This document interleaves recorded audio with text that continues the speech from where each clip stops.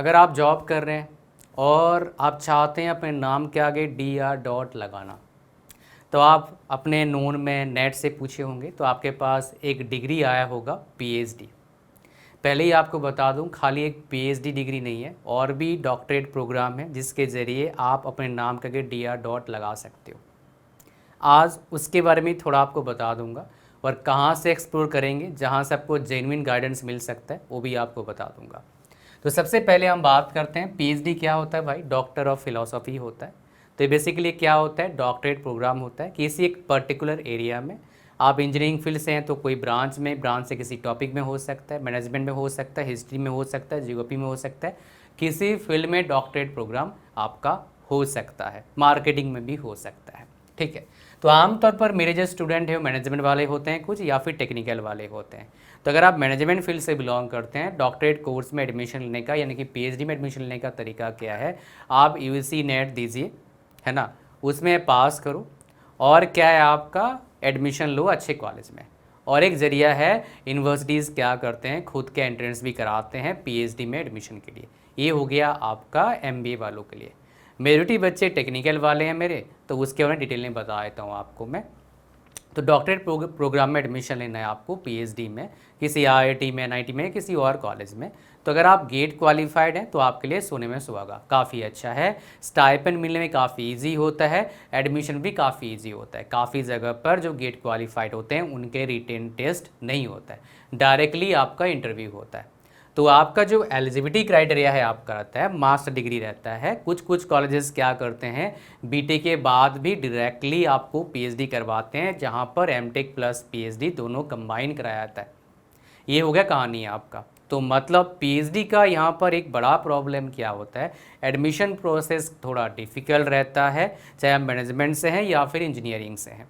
तो जो working professionals होते हैं उनके लिए इतना टाइम और थोड़ा हैक्टिक होता है, और PhD का ड्यूरेशन भी काफ़ी लंबा होता है। अगर आप जॉब करते हैं 5 साल तो मिनिमम लेके चलो, अच्छे कॉलेज में करोगे तो 7-8 साल भी लग सकता है। ये सच है, मैं आपको बता रहा हूँ, नेट पर सर्च कर सकते हैं। तो क्या कोई इसका ऑल्टरनेटिव है वर्किंग प्रोफेशनल के लिए? यस, एक ऑल्टरनेटिव है। आओ पहले उसके बारे में बात करते हैं, जिसका नाम क्या है, DBA।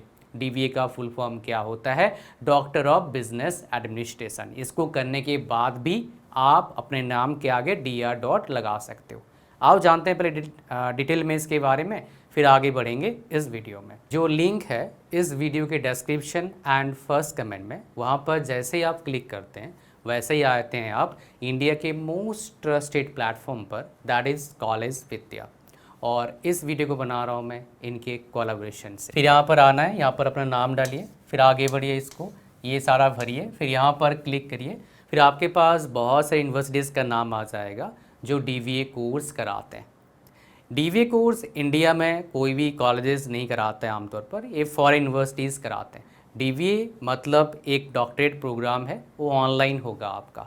आप जॉब करते करते, बिजनेस करते करते आप इस प्रोग्राम को कर सकते हैं। बहुत स्मूथली आपका कोर्स चलता है। यहाँ पर और एक इम्पॉर्टेंट फीचर आपको बता दूँ, आप क्या कर सकते हैं, बहुत से आपके पास यूनिवर्सिटीज़ का लिस्ट आएगा, तो मेरे पास भी आया था। तो मैंने यहाँ पर 3 यूनिवर्सिटी सेलेक्ट किया। तो यहाँ पर देख सकते हैं, आप कंपेयर कर सकते हैं 30+ पैरामीटर्स पर। जैसे आपका देख सकते हैं सर्टिफिकेट कैसे दिखता है, अप्रूवल हो गया, एलिजिबिलिटी क्राइटेरिया, उसके बाद ड्यूरेशन, प्लेसमेंट, ये सब कुछ यहाँ पर है। और इसके बेस पर आप क्या कर सकते हैं, आप DBA कोर्स के लिए सबसे राइट यूनिवर्सिटी चूज़ कर सकते हो। कभी मान लो आपको डाउट रह जाए तो इनके जो एक्सपीरियंस्ड करियर डेवलपमेंट एडवाइज़र है उनसे भी बात कर सकते हैं। बट इम्पोर्टेंट बात क्या है, DBA कोर्स अगर आपको आगे PhD के जगह पर यूज़ करना है किसी गवर्नमेंट जॉब में, तो इसको आप ज्वाइन मत करना, उसके लिए आप PhD ही करना। लेकिन अगर आप बिज़नेस कर रहे हैं, आप बड़े पोजीशन में जॉब कर रहे हो, आपको एक डॉक्टरेट कोर्स करना है, DR. लगाना है अपने नाम के आगे ऑथोरिटी शो करने के लिए, तो ये बेहतरीन हो सकता है आपके लिए। इसके कई सारे रीज़न है। मेन रीज़न क्या है, आपका स्मूथ होगा प्रोग्राम। आप 3 साल का प्रोग्राम होता है, आपका ऑनलाइन होता है, EMI ऑप्शन भी अवेलेबल है। और इसमें जो आपका एलिजिबिलिटी क्राइटेरिया रहता है आपका, यहाँ पर आप बैचलर डिग्री के बाद भी कर सकते हो और मास्टर डिग्री के बाद भी कर सकते हो। मास्टर डिग्री के बाद कोई भी आपका एक्सपीरियंस का नीड नहीं है। बैचलर डिग्री के बाद 3 से 5 साल प्लस का एक्सपीरियंस का नीड है, डिपेंड करता है कॉलेज का क्या रहता है आपका। और डीवीए करने जा रहे हो यानी कि डॉक्टरेट कोर्स करने जा रहे हो तो यहाँ पर स्पेशलाइजेशन काफ़ी मैटर करता है। आप किसी भी स्पेशलाइजेशन में क्या कर सकते हैं, डीवीए कर सकते हैं, इंक्लूडिंग लेटेस्ट जो ट्रेंडिंग चल रहा है जनरेटिव एआई, उसके बाद आपका बिग डेटा, उसके बाद आपका कंप्यूटर साइंस एवरग्रीन है ही आपका। इसमें बहुत सारे आपका क्या है, आपके पास टॉपिक है जिनको चूज़ करके या फिर जिन टॉपिक्स के बेस पर आप अपना डॉक्टरेट प्रोग्राम यहाँ से कर सकते हैं और शानदार DR टाइटल ले सकते हो, अपने नाम के आगे लगा सकते हैं। तो अगर आप इंटरेस्टेड हैं अपने नाम के आगे DR लगाने के लिए और स्मूथली एक प्रोग्राम को करने के लिए, तो ये आपके लिए काफ़ी अच्छा हो सकता है। इसका लिंक कहाँ पर है, इस वीडियो के डिस्क्रिप्शन एंड फर्स्ट कमेंट में। अब चलिए अपने वीडियो को कंटिन्यू करते हैं आगे। सो ये आपका एलिजिबिलिटी क्राइटेरिया आपको पता लगा। दूसरा चीज़ हम बात करते हैं, आपका एडमिशन प्रोसेस में टेस्ट होता है, इंटरव्यू में क्या पूछे जाते हैं, ये सबसे इम्पॉर्टेंट है।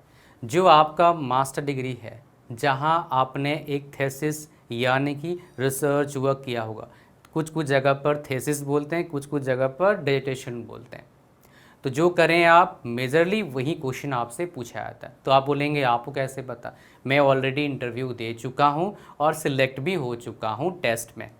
तो आप जो आपको बता रहा हूँ ये रियल एक्सपीरियंस बता रहा हूँ और ये टॉप 20 कॉलेजेस में ये आते हैं जहाँ मैंने इंटरव्यू दिया था और टेस्ट दिया था।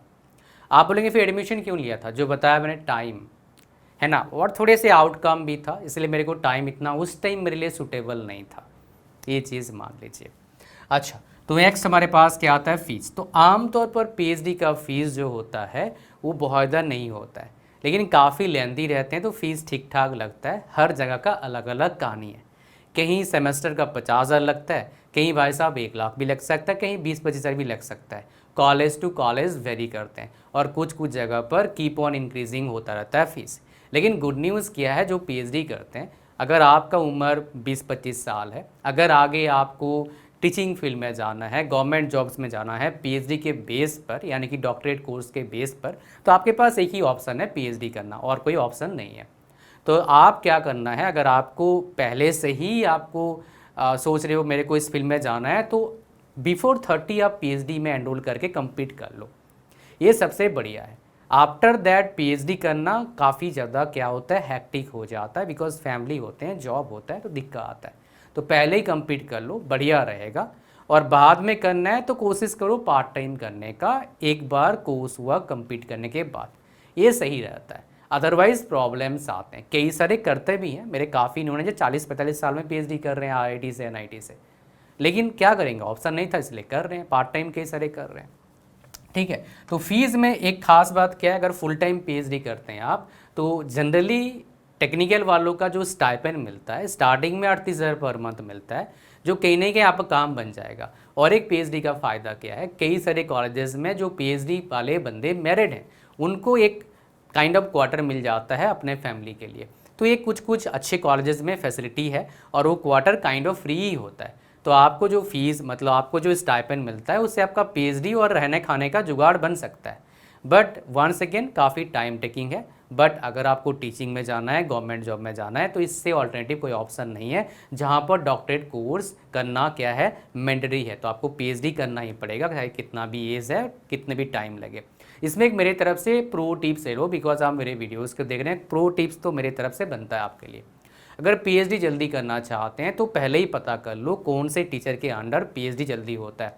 आमतौर पर मेरे पास जो डेटा आता रहता है पीएचडी वाले स्कॉलर से, जो वेरियस कॉलेज में पढ़ते हैं, नॉर्मल प्राइवेट कॉलेज में है, गवर्नमेंट कॉलेज में है, आईआईटीज़ में है, एनआईटीज़ में, आईएम में, तो आमतौर पर मेरे को बोलते हैं जो यंग पर्सन होते हैं, जो नए नए पीएचडी कंप्लीट करके जाते हैं, असिस्टेंट प्रोफेसर बनते हैं, उनके अंडर पीएचडी कंप्लीट करना काफ़ी ज़्यादा क्या होता है, ईजी होता है, कम टाइम टेकिंग होता है, बिकॉज वो थोड़े गाइड करते हैं। उनके पीछे भी लॉजिक है, बिकॉज उनको नंबर ऑफ कैंडिडेट्स अपना पीएचडी होल्डर्स थोड़ा दिखाना होता है, उससे फ़ायदा क्या मिलता है, उनको प्रमोशन जल्दी मिलता है। तो ये आप ट्रिक का यूज़ कर सकते हैं। But having said that, proper जानकारी लेके ही किसी गाइड के अंडर पीएचडी करने जाना, नहीं तो प्रॉब्लम आ सकता है, टाइम काफ़ी चला जाएगा आपका, जैसे काफ़ी सारे लोगों का होता है। आफ्टर पीएचडी क्या एक्सपेक्ट कर सकते हैं, देखो इंडस्ट्री का जॉब इतना ज़्यादा नहीं मिलता है, इवन IIT बॉम्बे का देखोगे जो PhD होल्डर का प्लेसमेंट था, आई थिंक 20-30% प्लेसमेंट होता है। बट कभी कभी क्या होता है, PhD वालों का जो पैकेज जाता है काफ़ी चला, मतलब प्लेसमेंट ही काफ़ी अच्छा होता है और पैकेज भी काफ़ी अच्छा जाता है, लगभग 20 लाख के आसपास चला जाता है एवरेज पैकेज। मेरे कुछ नोन कुछ IIT से PhD कर रहे हैं, अभी R&D में काम कर रहे हैं, बट उनकी संख्या जो है कम है। मेजॉरिटी बंदे PhD कंप्लीट करने के बाद इवन नॉर्मल से करें या IIT से, वो क्या करते हैं, मेनली टीचिंग में ही जाते हैं। इसमें एक प्रो टिप मेरी तरफ से ले लो, अगर PhD करने के बाद टीचिंग में जाने का मन कर रहा है तो पोस्ट डॉक कर लो बाहर से, उसके बाद टीचिंग में जाओ, फिर प्राइवेट यूनिवर्सिटी ज्वाइन कर लो, कोई डीम्ड यूनिवर्सिटी कोई ज्वाइन कर लो, और साथ में क्या करो, ढूंढते रहो कहाँ कहाँ गवर्नमेंट जॉब्स का निकलता है। बहुत सारे जगह पर क्या होगा आने वाले टाइम में, अभी भी चलता रहता है, क्या है, आपका कोई टेस्ट नहीं होता है, आपके एजुकेशन क्वालिफिकेशन के बेस पर क्या होता है, आपका सिलेक्शन होता है। रिसेंटली झारखंड में ऐसा पोस्ट निकला था जहाँ पर क्या था, कोई आपका क्वालिफिकेशन का टेस्ट नहीं था, क्वालिफिकेशन के बेस पर मिला था। तो जो भी PhD होल्डर है, पोस्ट डॉक बाहर से कर रहे हैं, उनका होने का चांस काफ़ी हाई हो जाता है, इवन जॉब लेने का चांस भी काफ़ी हाई होता है। तो कोशिश करें किसी फर्स्ट जो टॉप कंट्रीज़ हैं, मान लो US है, यूरोप है, ऑस्ट्रेलिया है, न्यूजीलैंड है, जहाँ जिन कंट्रीज़ का इंडिया में थोड़ा सा माइंड में है कि हाँ बढ़िया कंट्री है, वहाँ से 1-2 साल का पोस्ट डॉक कर लो, पैसा भी मिलता है, इंडिया में आओगे तो सैलरी बेहतर मिलेगा और फ्यूचर भी काफ़ी स्टेबल हो जाएगा। ये था पूरा कहानी। बाकी अगर आप जॉब कर रहे हैं, बस आपको एक डिग्री ऐसा चाहिए जो आपको अलाउ करे अपने नाम के आगे DR डॉट लगाने के लिए, तो आप DVA कोर्स कर सकते हो, और उसके लिए कॉलेज विद्या का लिंक कहाँ पर है, डिस्क्रिप्शन एंड फर्स्ट कमेंट में। थैंक यू वेरी मच, मिलते हैं नेक्स्ट वीडियो में। God bless you all, bye bye.